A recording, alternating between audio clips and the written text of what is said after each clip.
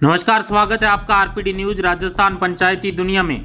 प्रतापगढ़ जिले की छोटी सादड़ी पंचायत समिति के अंतर्गत ग्राम पंचायत ईंटों का तालाब के वर्तमान सरपंच भूलकी बाई मीणा व सरपंच प्रतिनिधि वेणीराम ने पद पर रहते हुए अपने बीते कार्यकाल में पंचायत के किन किन विकास कार्यों का धरातल पर विस्तार करवाया है और पंचायत में ऐसी क्या मुख्य समस्याएं थी जिनका सरपंच व सरपंच प्रतिनिधि वेणीराम ने मिलकर समाधान करवाया।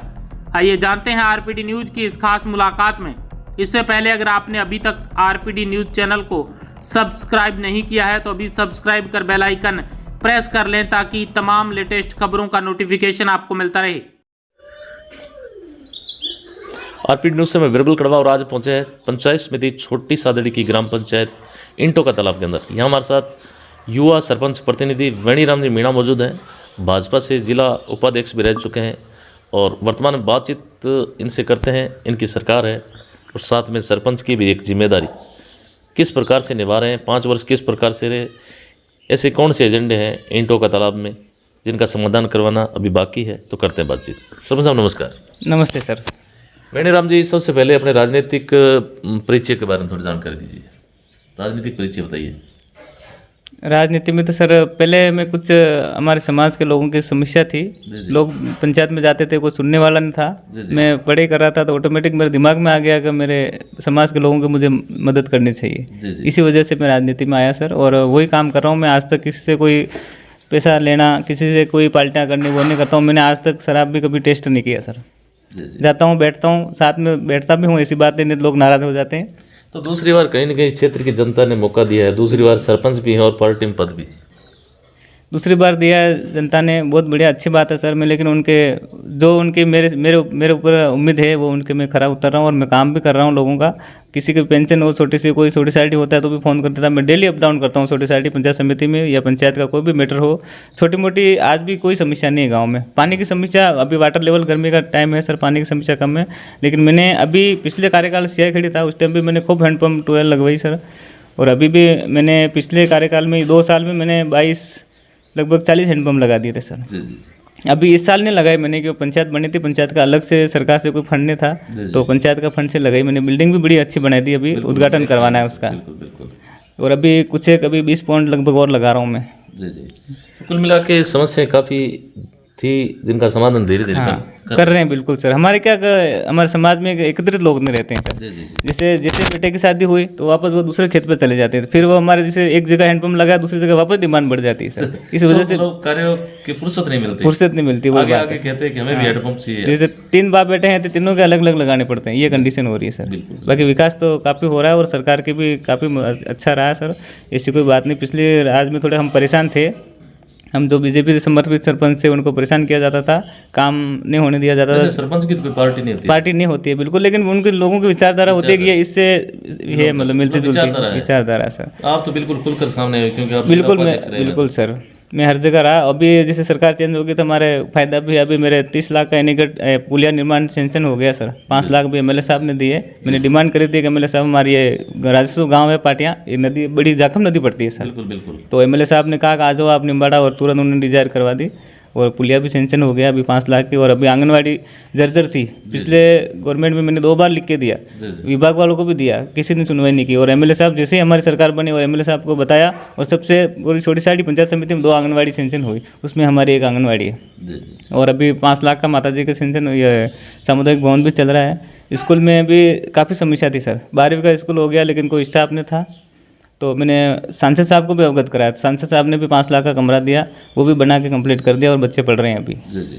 तो वर्तमान में अगर जैसे आपने शिक्षा एजुकेशन की बात करी, विद्यालय की बात करी, तो यहाँ शिक्षा का स्तर किस प्रकार से है? शिक्षा का और उसके लिए कोई और भी विशेष कोई प्रयास किए जा रहे हैं? सर शिक्षा का स्तर देखो, मैं आपको ओरिजिनल बताऊं, हमारे देखो मंगरा बेल्ट में कमी है, क्योंकि ये हमारे कुछ एक आदिवासी समाज के हिसाब से वो जो डीजे बजते हैं उस पर गाने गलत सलत बज रहे हैं, उस पर भी उससे हमारा उस गानों से हमारे समाज का पढ़ाई का लेवल बहुत डाउन हो गया सर। ये मैं मानता हूँ सर। तो वेणीराम जी, इसके लिए कोई प्रयास, सरपंच प्रतिनिधि हैं आप, और इसके लिए कोई प्रयास भी करते हैं? सामाजिक स्तर पर कोई कमेटी का गठन करके लोगों को समझाइश बुझाइश कि नशे से दूर रहें, बाल विवाह नहीं होने दें, ऐसी कोई मुहिम भी आप चलाते हैं?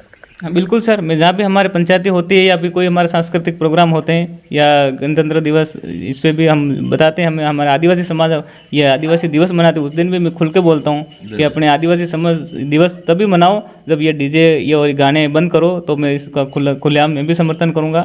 लेकिन कुछ एक लोग होते हैं समाज में, वो नहीं मानते। हमारे हरमरागरेल में घटना भी हुई थी डीजे से सर, तो मैंने पूरे गाँव को इकट्ठा करके डीजे बंद करवा दिए, थाने में भी रिपोर्ट दे दी। फिर भी कुछ लोग थे 1-2 जने जो उन्होंने वापस चालू करवा दिए। इसी वजह से सर ये जो है डीजे अनावश्यक फिजूल बिल्कुल ये हमारे समाज को ये डीजे और ये मोबाइल ही पीछे ले जा रहा है सर। जी जी जी जी। तो मोबाइल तो जरूरी है आज के समय, जरूरी है, लेकिन इसका मिसयूज हो रहा है ना सर। जी जी, मिसयूज हो रहा है। हाँ, अगर सरकार अगर जैसे कीपैड मोबाइल या एक ही घर में एक ही मोबाइल दे, या फिर ऐसे कुछ ये इंस्टाग्राम या अन्य जो चीज़ें हैं, ये अगर आवश्यक हो आपके हिसाब से सोशल मीडिया का हाँ दुरुपयोग नहीं होना चाहिए। ऐसी कुछ चीज़ें जैसे मोदी जी ने बहुत अच्छा किया, काफ़ी ऐसे ऐप से वो बंद कर दिए, तो ये भी मेरे हिसाब से बंद हो जानी चाहिए सर ये। जी। और क्या कहना चाहेंगे सर साहब, आपके हिसाब से मोदी जी की जो नीतियां हैं वो काफ़ी आपसे मेल खाती हैं, भाजपा के कार्यकर्ता भी। मोदी जी देखो पूरा देश में पूरे विश्व में फेमस है, आज वो काम भी ऐसे ही कर रहे हैं। और मैं जो मानता हूँ सर, मैं जहाँ रहता था सब मेरे केलू वाले मकान ही थे, और मोदी जी जैसे पहले कमरे आते थे 10 आते थे, कभी 5 आते थे, वो भी आधे पंचायत में खा जाते थे लोग। 15-20 हज़ार देते और पेड़ ही भरती, और बस क्या आपके तो हो गया पूरा। और जब से मोदी जी ने ये योजना लाए सर मोदी जी प्रधानमंत्री, और मेरे घर में यूँ मान लो मेरे पूरी पंचायत में 581 आवास आए थे सर। सियाखड़ी पंचायत थी उस टाइम, तो मेरे ख्याल से मेरे यहाँ कोई बाकी नहीं रहा था सर। तो वापस फिर मोदी जी ने 2018 में लास्ट में फिर उन्होंने नए सर्वे करवाया, हमने सबके नाम जोड़ दिए, और अभी 120 आवास की सेंशन निकल गई अभी। तो सर इसमें भ्रष्टाचार की कोई आशंका रहती है? बिल्कुल, पीएम आवास में 1% नहीं है सर। मैं जब मानता हूँ मेरी पंचायत में आप चाहे किसी से भी रिकॉर्ड उठा के देख लो, जिसका नाम है उसी के नाम पे आवास है, और उसको पूरा पैसा मिल रहा है। पात्र व्यक्ति हैं हाँ, क्या उनको ही लाभ मिलता है? उनको ही मिलता है, बिल्कुल सर। मेरे यहाँ सब एसटी के लोग थे, तो सबके आवास आए सर, और बाकी जो रह गए मैंने सबके जो अभी भी काम चल रहा है सर। तो अभी वर्तमान में जैसे इस कार्यकाल की बात करें, कितने प्रधानमंत्री आवास स्वीकृत? अभी 120 स्वीकृत है सर। तो उनका काम चल रहा है। जिससे पहले पैसे 17 के आए थे, उसके बाद 13 के आए, और अभी और पैसे आए 7-8 दिन में, उनके चालू करवाना है काम। सर साहब, महानरेगा योजना को लेकर क्या कहना चाहेंगे? रोजगार की दृष्टि से नरेगा किस प्रकार से? रोजगार से दृष्टि से सर, अभी जैसे ये ऑनलाइन सिस्टम आ गया, मैं मानता हूँ बहुत अच्छा सिस्टम है सर, क्योंकि जो आदमी काम कर रहा है उसी को पैसा मिल रहा है, जो नहीं करेगा उसको नहीं मिलेगा। कोई फर्जीवाड़ा करता है, कोई मान लो कोई मेड करता है, तो उसको भी नहीं मिलेगा सर। एक के कह सकते हैं कि लोगों को रोजगार मिलेगा, बिल्कुल सर। हमारे जैसे क्षेत्र में तो बहुत अच्छा नरेगा से लोगों का घर चल रहा है, ये मान लो सर। यहाँ और कोई साधन नहीं, कोई साधन नहीं, कोई नहीं, कोई फैक्ट्री है, कोई यहाँ कोई मिल है, कुछ नहीं है सर। ये केवल निर्भर रहते हैं खेती बाड़ी से, थोड़ा बहुत होता है वो घर में खाने पीने काम आ जाता है। बाकी जो भी हमारे रीति रिवाज में जो भी प्रोग्राम करते हैं उसका पैसा आयत कहाँ से आया सर? बिल्कुल। गाड़ी सरपंच साहब, क्या होना चाहिए आपके हिसाब से? जैसे आपने कहा टीएसपी है, पूरा एक तरह से नॉन कमांड बेल्ट है कहीं न कहीं, और रोजगार की दृष्टि से बहुत ही, या इंडस्ट्रीज वगैरह नहीं, सरकार को कुछ इस तरफ फोकस करना चाहिए इंडस्ट्रीज या उनको स्वावलंबन बनाने के लिए, ऐसा कुछ? बिल्कुल सर, मैं सरकार से मांग करता हूँ आपके माध्यम से, मीडिया के माध्यम से भी, कि हमारी जैसे हमारे क्षेत्र की आवाज़ आगे तक जाए। हमारे क्षेत्र में पढ़ाई का स्तर बिल्कुल नीचे गया है सर। जी। तो मैं चाहता हूँ सरकार से कि कोई ऐसी इंडस्ट्री एरिया या फिर उच्च, जैसे अभी PM श्री स्कूल भी है, ये भी हमारी पंचायत में भी खुल जाए तो हमारे भी बच्चे ऐसी सुविधा मिलेगी तो पढ़ेंगे। अभी जैसे हमारे 12वीं का स्कूल है, लेकिन सर आप देखोगे स्कूल इस कंडीशन में है कि कोई 5वीं का स्कूल भी नहीं ऐसी कंडीशन में सर। वजह क्या है? वजह वही है सर, सरकार ने जैसे पिछली गवर्नमेंट ने 12वीं का उसमें क्रमबद्धित कर दिया, लेकिन बिल्डिंगें स्वीकृत नहीं करी है, और भवन ही नहीं, अभी पोस्ट ही स्वीकृत नहीं है उसमें। सेकंड ग्रेड अंदर स्टाफ वगैरह की कमी, स्टाफ की कमी है सर। पिछले में काफ़ी टाइम मैंने कलेक्टर मैडम को सबको अवगत करा दिया, लेकिन वो बोलते हैं कि पोस्ट ही नहीं खुल रही है सर। अभी प्रिंसिपल की पोस्ट खुली है, तो वो भी अभी ज्वाइन नहीं किया सर। तो 1-2 दिन में मैं करता हूँ। कितने बच्चे हैं आपके विद्यालय के अंदर? 350 बच्चे हैं सर अभी। तो स्टाफ कितने का? स्टाफ 5-6 ही है सर, वो भी 3rd ग्रेड है। जी। तो एक मतलब कह सकते हैं अभी प्रिंसिपल की पोस्ट क्रिएट हुई है, तो वो भी ज्वाइनिंग नहीं किया सर। तो मैं अभी बात करूँगा देखिए MLA साहब से, वो जिला शिक्षा अधिकारी से बात करेंगे, नहीं तो कोई दूसरा करवाएंगे, पोस्ट स्वीकृत हो गई अभी। जी। तो कुल मिला के ये भी एक बहुत विकट समस्या, ये कह सकते हैं, बहुत विकट समस्या। इसके अलावा सरपंच साहब क्या कहना चाहेंगे? विशेष तौर से किसानों के एक मुद्दे हमेशा दोनों सरकारें रखती है, चाहे कांग्रेस हो या भाजपा सरकार, लेकिन उनका आज तक भला नहीं हुआ। मैं मानता हूँ सर, किसानों का जैसे प्रधानमंत्री सम्मान निधि जब से आई है, मैं मानता हूँ बहुत बड़ी स्कीम है सर। लोगों को ऐसी टाइम पैसे आ रहे जैसे लोगों को ज़रूरत हो, जैसे मान लो बुआई करनी उससे पहले पैसे आ जाते हैं, या उनको खाद देने के टाइम उस टाइम पैसे आ जाते हैं। ये बहुत बढ़िया स्कीम है सब मोदी जी की। और मोदी जी ने अभी और 30,000 रुपये जो किसान दो बैल हैं उनके, तो उनको भी दिए जाएंगे जिनके नाम पे ज़मीन है। ये भी बहुत बढ़िया स्कीम है सर। अगर ऐसी योजना मोदी जी ये और भी कोई लागू करे किसानों के लिए तो किसान इससे आगे बढ़ेंगे सर। जी जी। ग्राम पंचायत की बात करें, ईंटों का तालाब नई पंचायत बनी है, किस प्रकार की सुविधाएं हैं और किस प्रकार अभी भी ऐसी समस्याएं विकट जिनका समाधान बाकी है? सर देखो, समस्या तो यहाँ मैंने अभी बताई, स्कूल की तो हमारे है ही है, बिल्डिंग नहीं बनी है, बच्चों की परेशानी है। और अभी बतानी नहीं चाहिए वैसे, फिर भी मैं बता रहा हूँ कि मैं भी आगे अधिकारियों को और कलेक्टर मैडम को भी बता चुका हूँ सर कि हमारे 12वीं का स्कूल है और लड़कियाँ, जिससे कोई भी लड़कियों की नई समस्या 9th 12th वाली लड़कियों की कोई समस्या होती है, माहवारी होती है, तो एक भी अभी मैडम नहीं है सर। जी जी जी। मतलब यहाँ स्टाफ ही नहीं है? स्टाफ ही नहीं है। जी जी। आते हैं स्टाफ, ज्वाइनिंग कर लेते हैं, लेकिन वो कुछ ऊपर स्तर से सेटिंग बैठा के वापस रोड के पास में होती है, जो बाजार के पास में स्कूल होती है वहाँ शिफ्ट हो जाते हैं सर। जी। और गांव में कोई ध्यान ही नहीं देता है सर। तो यहाँ ये अक्सर हमारे इधर ही है, मंगरा बेल्ट में हो रहा है। महिला टीचर की आवश्यकता है? महिला टीचर की बिल्कुल आवश्यकता है। मैं पिछली गवर्नमेंट भी कहा और अभी हमारी गवर्नमेंट आने के बाद भी मैंने मंत्री जी को भी बता दिया, हमारे MLA साहब श्री सिंह जी को भी बता दिया मैंने। और क्या कहना चाहेंगे? पंचायती राज को नज़दीक से देखा है, भ्रष्टाचार को लेकर क्या कहना चाहेंगे मेरे राम जी? भ्रष्टाचार तो सर देखो, मैंने जहाँ तक देखा है सर, हमारी पंचायतों में तो नहीं हो रहा है अभी। जी जी। हाँ, पहले होता था लेकिन अभी नहीं हो रहा है।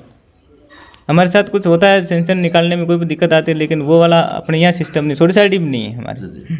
सभी साथ मिलकर सभी अधिकारी वगैरह से पूरे कोऑपरेट? हाँ बिल्कुल, अधिकारी सब कोऑपरेट करते थे। मुझे जब हमारी गवर्नमेंट नहीं थी तब भी हम अधिकारियों ने बहुत अच्छा मेल मिलाप था, और हम सब व्यवहार से रखते हैं। देखो, अधिकारियों का मेल मिलाप होगा तो ही काम आगे बढ़ेगा सर। बिल्कुल बिल्कुल बिल्कुल। और क्या कहना चाहेंगे युवाओं के लिए, विशेष तौर से कोई मैसेज?